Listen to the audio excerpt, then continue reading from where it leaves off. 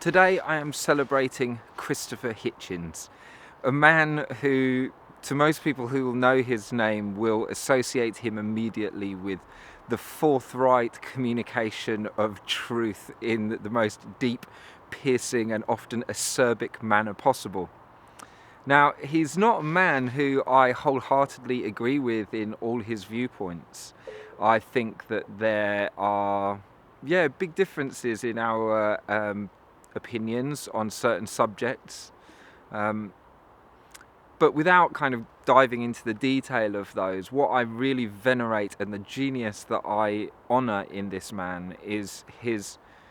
absolute dedication to speaking forthrightly, accurately, being as factually based as it's possible to be, and not giving his opponents any quarter whatsoever in a debate. He spoke articulately, he spoke very concisely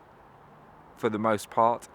but was no stranger to giving enormous depth and perspective on a subject, being able to really show the depth of his understanding and the complications that arise in trying to pick apart any world political situation. Now, he was an ardent atheist, and I have some empathy with that. I was an atheist myself for many years until having an out-of-body experience, and I don't think if I had had that out-of-body experience I would have had any reason to question whether or not the atheist viewpoint was sufficient to describe reality. So again, I differ with him in our perspectives, although it seems to me that most of his hang-up with religion comes down to people confusing mythology and metaphor with fact. It's funny because I'm still on the fence as to whether or not I even consider myself a Christian or any particular faith, because I resonate so deeply with so many of the stories, and yet I cannot begin to think of the virgin birth, for example, as being a fact of history, that the resurrection was a fact of history, that I'm not even certain that a person called Jesus was a historical fact, and yet it's so difficult to explain how this religion spread, how the disciples were so willing to die for their beliefs, if there wasn't such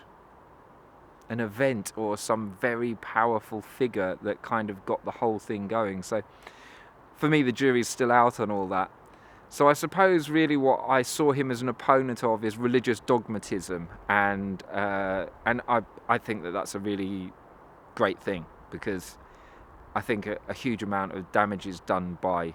the dogmatism of people who take the books, the religious books, as if they were literally written by the hand of God. To me, it seems like they could only ever have been written by people who were inspired by God. It's still humans at the end of the day. So regardless of our differences of opinion on certain subjects, I respect this man enormously and want to give honour to the genius that was Christopher Hitchens.